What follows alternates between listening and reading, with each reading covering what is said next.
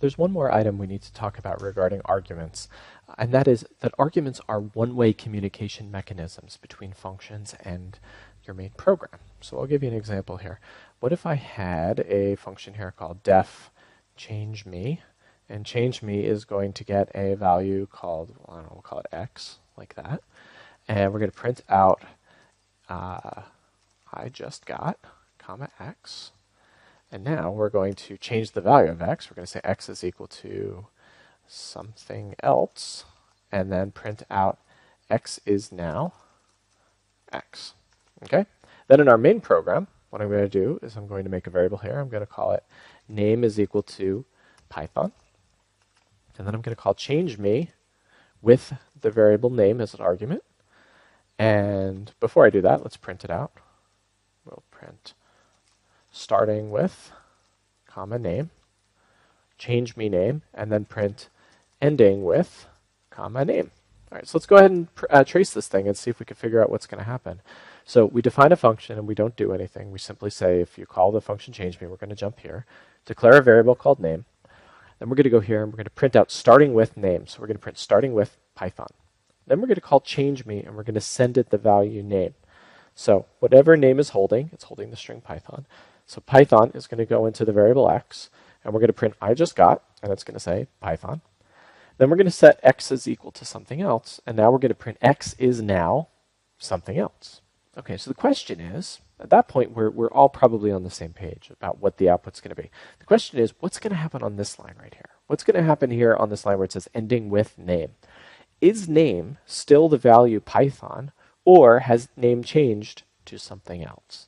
And the answer has to do here with the way that Python sends data into functions. Python sends data into functions by value. So what we're doing here is we're sending the value of the variable name into the function here. The value of name, which is Python, is being sent in here. We're storing that value in the variable x. We can do whatever we want to the variable x at this point, and all we're doing is we're manipulating the value that's stored in the variable x. We're not changing the value that's stored in the variable name right here.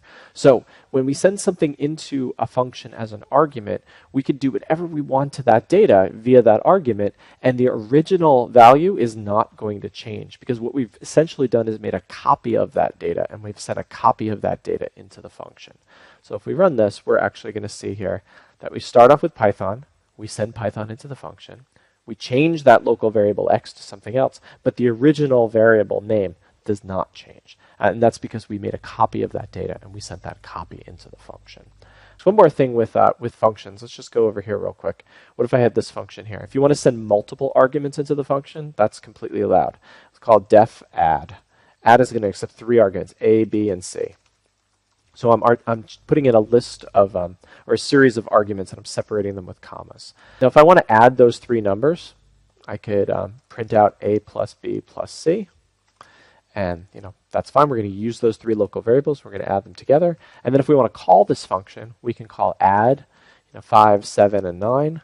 And we're going to send the values 5, 7, and 9 into the function, which means 5 is going to go into A, 7 is going to go into B, and 9 is going to go into C. And then we're going to be able to print out the sum of those 3 right there. So multiple arguments are fine. They're completely supported in Python. We send them in by position. And when they go into the function, they go in the order in which they're sent. You want to make sure, though, that if your function is designed to accept multiple arguments, you actually send the correct number of arguments into the function when you call it.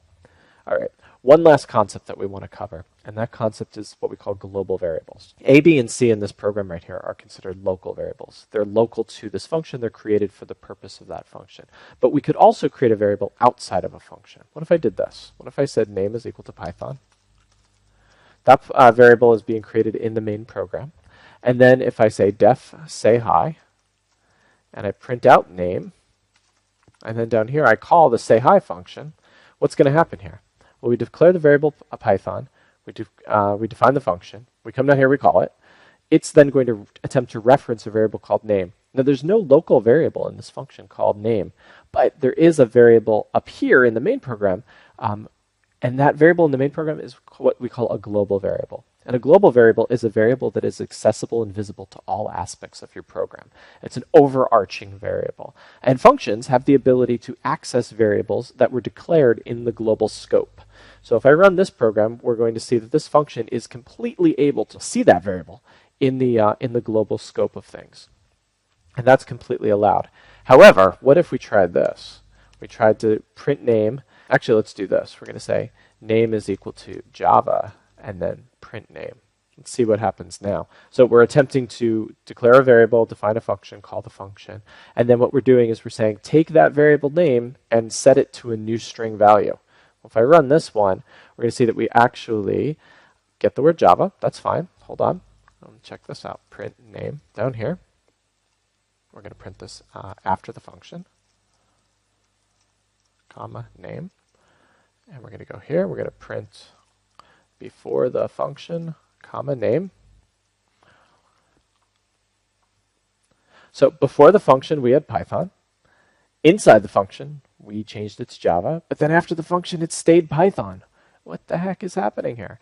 What happened in this program is we declared a variable name in the global scope. We printed it out. We called the say-hi function. The say-hi function created a new variable called name in the local scope. So we have two variables called name at this point. Name global and name local to the function say-hi. So by default in Python, if you set a variable equal to something using the assignment operator inside of a function, you're asking Python to create a local variable. Python, for integrity issues, will not allow you to change a global variable from within a function unless you explicitly give Python permission to do so.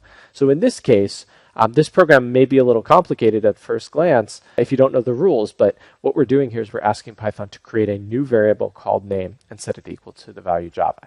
If we want to manipulate this variable up here and only have a single variable inside of the entire program called name, we would have to tell Python to access that variable specifically using this keyword called global. So I would say global name. So what does that mean? This line right here, global name, says, all right, Python, all right, say-hi function, you have access to a variable called name. That name variable was declared somewhere outside of your scope. You are now able to access that variable both for reading and for writing. So if I run this program now, we're going to see here that before the function it was Python, we changed it to Java inside of the function, and then after the function, it remains equal to the value Java. So the global keyword gives a function access to a global variable and allows that function to change that global variable, make some sort of modification to that global variable. In general, we try to avoid using global variables in our program. They tend to make our programs messier because each function is now dependent on something that is external to itself. Each function doesn't act as an isolated unit. It requires some sort of dependency from an outside entity. In addition, it also makes our programs a lot less portable, meaning that we can't just use this function in another program because this function is dependent on a variable being created outside of its scope. So in general, we try to avoid them, but there are certain circumstances where they make sense.